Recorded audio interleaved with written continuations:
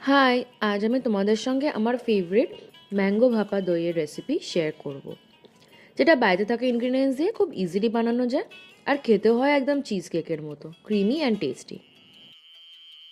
তো এখানে ফার্স্টে আমার লাগবে হাঙ্কার।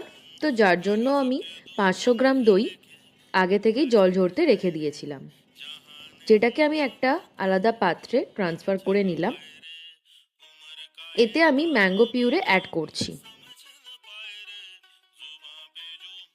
ম্যাঙ্গো পিউরেটা মিক্স করার পর আমি পাউডার মিল্ক এতে অ্যাড করছি।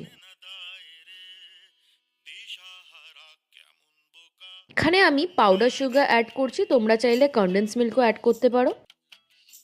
টেক্সচারটা ঠিক এরকম ঠিক হবে। এদিকে আমি গ্যাসের মধ্যে একটা কড়া বসিয়ে জল দিয়ে গরম করতে রেখে দিলাম, আর একটা পাত্র নিয়ে তাতে বাটার পেপার লাগিয়ে পুরো ব্যাটারটা ঢেলে দেবো, দিয়ে স্প্যাচুলা দিয়ে ইভেন আউট করে নেব। তারপর একটা ফয়েল পেপার দিয়ে এটাকে মুড়ে নিচ্ছি।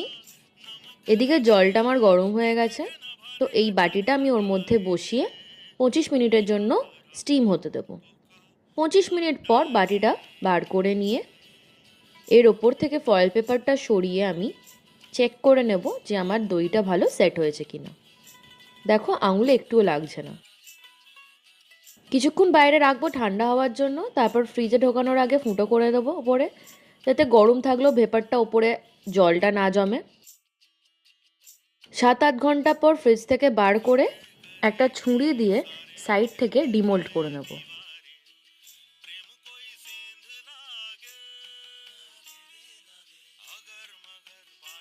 ওপর থেকে বাটার পেপারটা সরিয়ে দিচ্ছি, তারপর ওপরে কেটে রাখা ম্যাঙ্গো দিয়ে গার্নিশিং করে নিলাম। Perfect summer dessert.